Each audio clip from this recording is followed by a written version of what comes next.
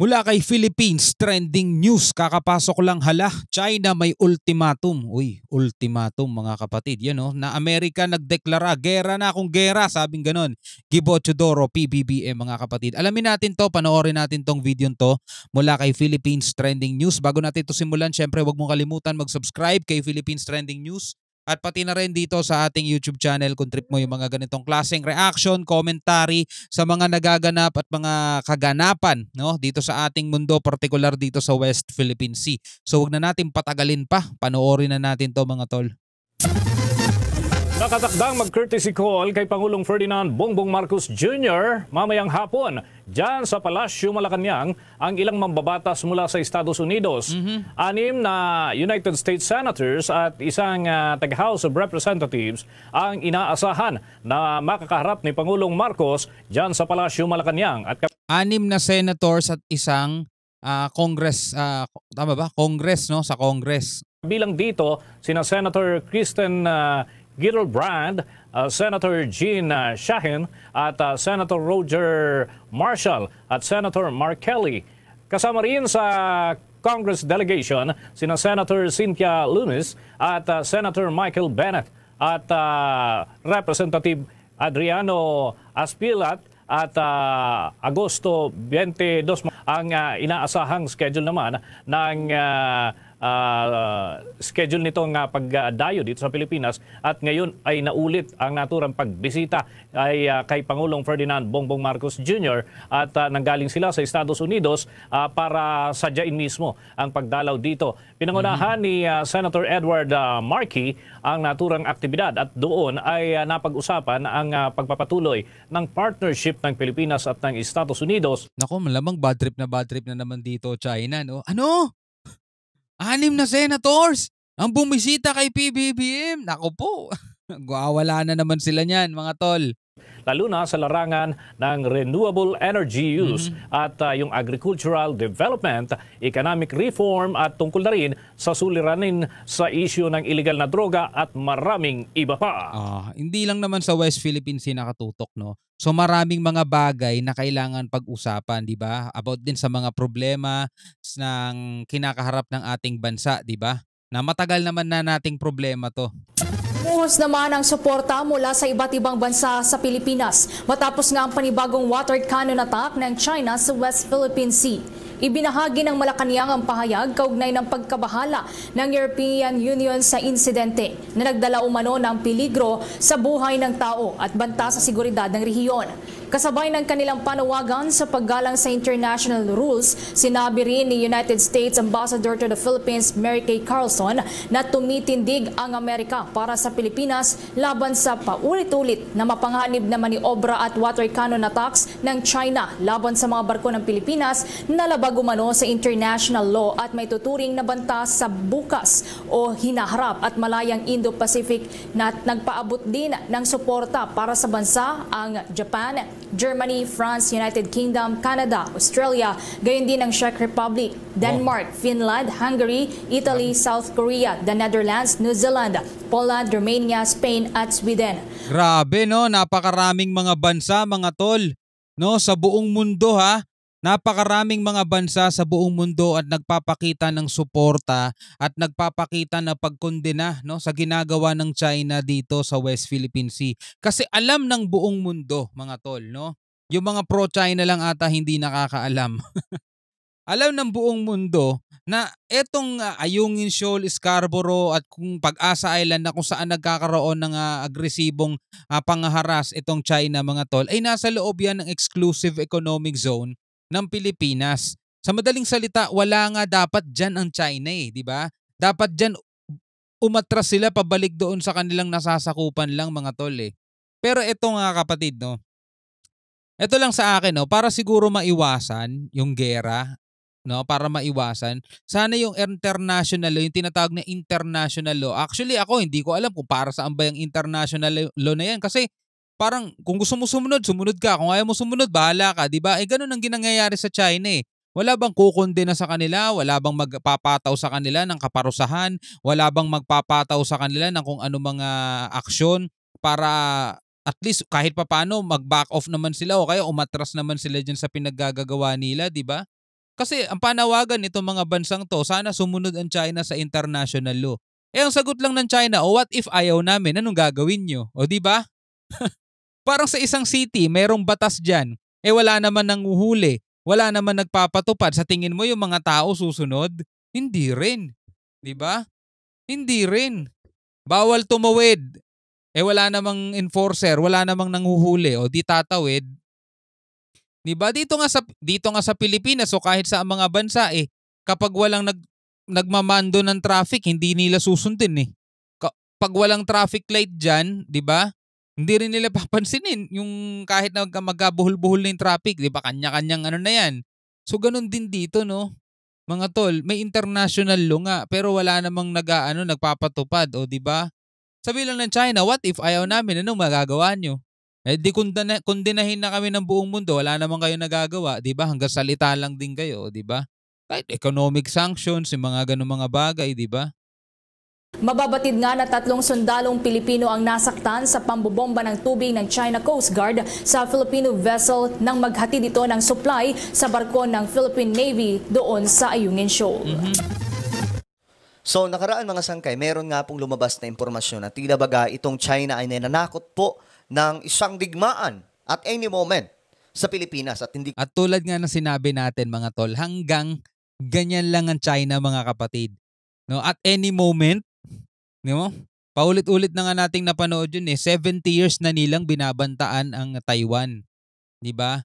Napakatagal na nilang gustong sakupin ang Taiwan. Napakatagal na nilang sinasabi sa reunification nila, 'di ba? Pero hindi nila magawa 'yon. Katapat na nila 'yon, kaharap na nila 'yon, isang langoy lang nila 'yon, mga tol. 'Di ba? Tapos ngayon ang Pilipinas gagarahin nila, oh come on. Malabo pa sa sabaw ng adobong pusit 'yon. Puro banta lang sila mga tol, puro ganyan lang sila. Puro ganyan lang sila. Mas nakakatakot mga tol kapag US na nagbanta sa'yo kaya ibang mga bansa. Mas nakakatakot kapag yun na nagbanta 'Di ba? Pag ang US nagbigay ng ultimatum, kasi ang title nitong pinapanood natin, 'di ba, China nagbigay ng ultimatum. O kapag US ang nagbigay ng ultimatum, o 'di ba naalala nyo ginawa nila dati sa Iraq, Afghanistan, bigay sila ng ultimatum. Pag hindi sumunod, ano mangyayari? Ayan na, makaka-receive ka na ng mga airstrike, o 'di ba? Grabe. Hindi ko alam kung gaano kaseryoso yan mga sangkay, pero yun po yung babala ng China, bagamat hindi po sinabi doon na digmaan talaga. Mas nakakatakot pa nga pakinggan yung North Korea kasi talaga may sapak na sa ulo yung leader doon, di ba? Pero sinabi po nila doon na maghanda ang Pilipinas sa anumang posibleng mangyayari sa mga susunod na araw o panahon. Hindi nila kaya. Ngayon mga sangkay, sinagot ito ng ating Defense Secretary na si Gibo. At dito nga po mga sangkay, mukhang hindi po aatrasan. Oo. Secretary Teodoro hinamon ng China. Tingnan po natin. Hinamon ni Defense Secretary Gibo Teodoro ang China na dali na lang sa arbitral tribunal ang pag-angkin nila sa mga teritoryo sa South China Sea. Ang DFE naman, kaliwat ka ng protesta ang pinadala sa Beijing matapos ang pambobomba ng tubig sa resupply vessel natin sa Ayungin Shoal. Okay, para mas malinaw sa lahat, recap lamang po tayo. Nagkaroon po ng isang matinding balyahan ng Pilipinas sa pagitan po ng China, no? At isa po sa barko ng Pilipinas, pinagitaan po ng China at binomba ng water cannon sa gitna. At para po sa inyong kaalaman, hindi po biro yung tubig na yun. Malakas po yan. At kapag tinamaan ka nun, talagang tatamaan ka talaga ng husto. Ngayon mga sangkay, diba, doon lang sa loob ng Inaysa Mayfor, diba? Siyempre pag tinamaan din yung mga salamin, nabasag yung salamin, magtatalsikan sa iyo. Ayun, may mga nasugatan mga tol. Ang lakas nun, kitang-kita nyo sa video, diba? Binigyan na natin siya ng reaction video mula sa GMA. Meron silang malapitang kuha sa loob mismo ng Inaysa Mayfor, diba? Bukod dun mga tol meron din mga nasugatan ng mga marine biologists doon naman sa may sandbar malapit sa Pag-asa Island. Kasi pinahanginan naman sila nung helicopter ng ng Chinese Navy. O tin mo, grabe, di ba? may mga nadali nga po sa ating mga kababayan na nagbabantay doon. At kasama po ang barko doon. Bagamat wala namang nasawi mga sangkay, pero may mga nasaktan. Kung meron pang masawi, diba? Kung meron pang masawi, o di mas lalong na yan. Ano kayang sasabihin ng mga pro-China, no? Kung sakasakaling may masawi pa, di ba? Naghamon pa po si Gibo Teodoro sa China at hindi po natakot sa banta nito. Okay? Nadalhin daw po sa arbitral tribunal itong pag-aangkin nila sa South China Sea. Yung gagawin ng Nasa China. frontline ng balitang yan si Brian Castillo. Kung naman nila wala silang Siguro, laban. Hindi sila natatakot na ihayag sa buong mundo ang kanilang claim. Bakit hindi tayo magpa-arbitrate sa ilalim ng international law? Oh, ayun. Tama naman yun. Di ba? Sinisigaw nyo sa buong mundo na ang Pilipinas lumalabag, no, sa inyong soberanya, di ba? Ito'y nasasakop ninyo. O sige, pa-arbitrate nyo. Hamon yan ni DND Secretary, mga tol. Yun mga sangkay eh. Kasi itong China, hayagan po nilang sinasabi na kanila nga po itong South China Sea, buong area na yan. Ngayon, mga sangkay, hindi po inatrasan ni Gibo Teodoro yan. Ito, sige, para magkalinawan tayo. Kung sinasabi nyo na ito ay pinagsisigawan nyo sa buong mundo na amin ang lugar na yan, idalhin natin sa proseso. Ngayon, yan po ang pinakaayaw ng China, yung tamang proseso. Tama. Bakit? Alam mo nilang matatalo na naman sila. Oo. Yan ang Gusto nila mambraso lang sila, mga tol. 'Di ba? Kuha nila sa pamamagitan ng dahas nila, 'di ba? 'Yun ang gusto nila, makuha nila ng puwersahan, ayaw nila sa tamang proseso. Talo sila kasi doon eh. Matapang na hamon ni Defense Secretary Gibo Teodoro sa China. Matapos bombahin na naman ng tubig ng China Coast Guard ang resupply boat ng Pilipinas sa Ayungin Shoal nitong Sabado. Bakit kaya hindi tayo, gumante na lang? Itong baga, nag-aano sila ng tubig. Bombahin din ng tubig itong mga Chinese vessel na andyan. Gaya po nitong CCG nila. Oo nga. Or China Coast Guard. Bakit hindi din tayo magganyan, mga sangkay? Kasi ginaganyan tayo, binubombahan tayo ng tubig.